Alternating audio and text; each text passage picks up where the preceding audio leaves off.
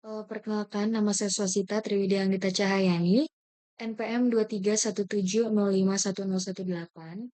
Pada kesempatan kali ini, saya akan mengerjakan kuis 2 responsi AI, di mana diminta untuk membuat contoh studi kasus sistem pakar dengan metode forward chaining atau backward chaining dalam bentuk slide presentasi yang kemudian dijelaskan prosesnya secara lengkap melalui video penjelasan. Nah, di sini terdapat aturan NPM dengan akhiran ganjil mengerjakan membuat studi kasus dengan metode forward chaining dan NPM genap menggunakan metode backward chaining. Nah, di sini saya menggunakan backward chaining karena NPM saya berakhiran genap yaitu 18. Untuk instruksinya, kita harus membuat kasus sistem pakar dengan topiknya bebas. Kemudian terdapat komponen sistem pakar di mana diminta untuk minimal terdapat 5 fakta awal atau knowledge base, dan yang kedua minimal 6 aturan if then.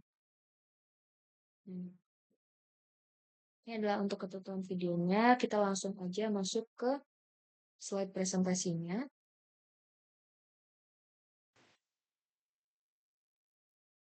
Baik, ini adalah slide presentasi yang saya buat. Untuk judul yang saya ambil di sini, studi kasus yang saya ambil di sini yaitu sistem pakar menentukan penyebab sulitnya bergaul di lingkungan baru dengan backward chaining. Lalu, apa aja yang akan saya bahas di sini? Yang akan saya bahas, yang pertama adalah konsep dari backward chaining. Kedua, deskripsi dari studi kasus yang saya ambil. Ketiga, knowledge base yang ada. Keempat, aturan if then. Kelima, proses backward chaining. Dan yang keenam, penutup serta kesimpulan. Lanjut ke penjelasan yang pertama mengenai konsep backward chaining. Backward chaining sendiri adalah metode penalaran dalam sistem pakar yang memulai proses pencarian solusi dari tujuan atau hipotesis atau goal yang ingin dicapai. Kemudian, menelusuri aturan dan fakta secara mundur untuk membuktikan apakah tujuan tersebut benar berdasarkan knowledge base yang ada. Lalu, bagaimana cara kerja dari backward chaining? Cara kerjanya sendiri, yang pertama itu, sistem akan menentukan goal atau tujuan yang ingin dibuktikan. Sistem harus menentukan goalnya dulu. Kemudian yang kedua, sistem mencari aturan if then yang kesimpulannya sama dengan goals yang akan dituju. Ketiga, sistem memeriksa premis-premis pada aturan tersebut. Jika premisnya sudah ada di fakta awal, maka sistem akan lanjut ke kesimpulan. Tetapi jika belum ada, premis tersebut akan dijadikan sub-goal dan diproses ulang. Proses tersebut akan berlanjut hingga semua premis terbukti atau tidak ditemukan bukti. Dan yang kelima, jika semua premis benar, maka goal terbukti dan solusi ditemukan.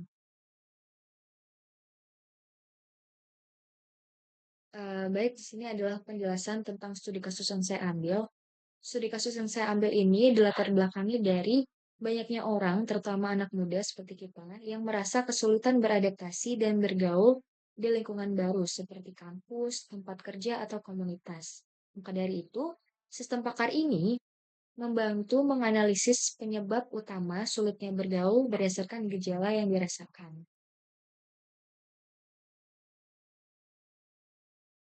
Nah, untuk knowledge base-nya atau fakta awalnya, di sini terdapat 7 fakta awal, di mana yang pertama itu merasa canggung saat bertemu orang baru.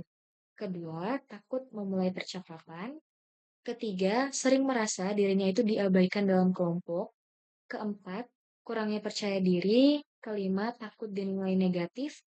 Keenam, jarang ikut kegiatan bersama. Dan yang ketujuh, lebih nyaman sendiri. Lalu untuk aturan if then-nya, di sini terdapat 7 juga. Yang pertama itu, if merasa canggung saat bertemu orang baru, and takut memulai percakapan, maka kurang pengalaman sosial. Kedua, jika kurang percaya diri dan takut dinilai negatif, maka rasa tidak percaya diri itu tinggi. Yang ketiga, jika sering merasa diabaikan dalam kelompok dan jarang ikut kegiatan bersama, maka kurang aktif dalam kelompok. Yang keempat, jika lebih nyaman menyendiri dan takut memulai percakapan, maka itu introvert dominan. Yang kelima, jika kurang percaya diri dan lebih nyaman menyendiri, maka itu kurang motivasi untuk bergaul. Yang keenam, jika takut dinilai negatif dan merasa sering diabaikan dalam kelompok, maka itu rasa cemas sosial. Dan yang ketujuh, jika jarang ikut kegiatan bersama dan lebih nyaman menyendiri, maka itu tidak terbiasa berinteraksi sosial. Lalu, bagaimana langkah-langkah dari backward chaining sendiri? Yang pertama, seperti yang sudah dijelaskan di awal, kita harus tentukan goal atau tujuannya. Nah, untuk di sini, goal yang dicari adalah apakah penyebab sulit bergaul adalah kurang pengalaman sosial. Tuh. Jadi, tentukan goal atau tujuan, kemudian sistem mulai dari hipotesis yang ingin diuji, yaitu apa penyebab sulit bergaul adalah kurang pengalaman sosial. Kemudian, selanjutnya, proses selanjutnya adalah cari aturan yang mendukung goal tersebut. Nah, dilihat dari aturan yang tadi sudah disebutkan, kesimpulannya adalah kurang pengalaman sosial. Maka dari itu, aturan yang dimaksud adalah aturan yang pertama, di mana if merasa canggung saat bertemu orang baru and takut memulai percakapan, maka dia kurang pengalaman sosial. Setelah itu, proses yang ketiga, kita periksa premis aturan tersebut. Jadi, sistem itu akan mengecek apakah dua premis tersebut benar. Jadi, yang pertama, merasa canggung saat bertemu orang baru, atau yang kedua, takut memulai percakapan. Kemudian dicocokkan dengan fakta awal yang ada, sistem akan mencari kedua fakta tersebut di knowledge base atau menanyakan kepada penggunanya. Jadi, kayak misal, eh, sistem pertanyaannya itu, apakah kamu merasa canggung saat bertemu orang baru? Dan apakah kamu takut memulai percakapan? Nah, seperti itu yang berada di sistemnya.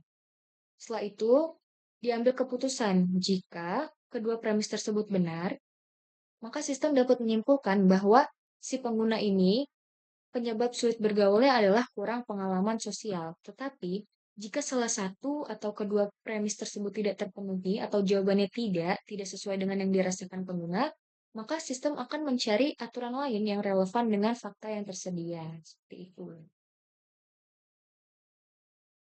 Nah, di sini adalah gimana kalau ternyata fakta yang muncul itu berbeda, fakta awalnya. Jadi misal pengguna itu hanya merasa dirinya itu kurang percaya diri dan lebih nyaman menyendiri. Jadi yang langkah yang kita ambil yang pertama itu adalah kita cari aturan yang mendukung dari si goals tersebut. Ya.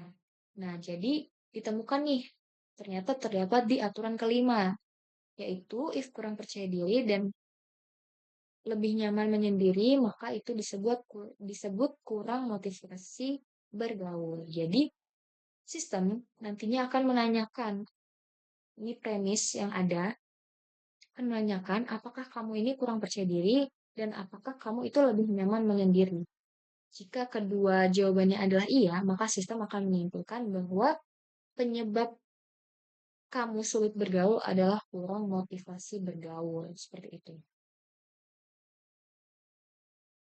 Baik, jadi kesimpulannya, backward chaining ini efektif untuk diagnosis penyebab sulit bergaul karena yang pertama, itu memulai dari hipotesis penyebab yang ingin diuji. Kedua, menelusuri fakta secara efisien. Ketiga, membantu individu untuk menemukan solusi yang tepat, meningkatkan kemampuan sosial. Dan yang terakhir, keempat, dengan sistem pakar backward chaining ini, proses analisis menjadi lebih terstruktur dan hasilnya dapat membantu pengguna memahami dan mengatasi masalah sosial yang mereka alami.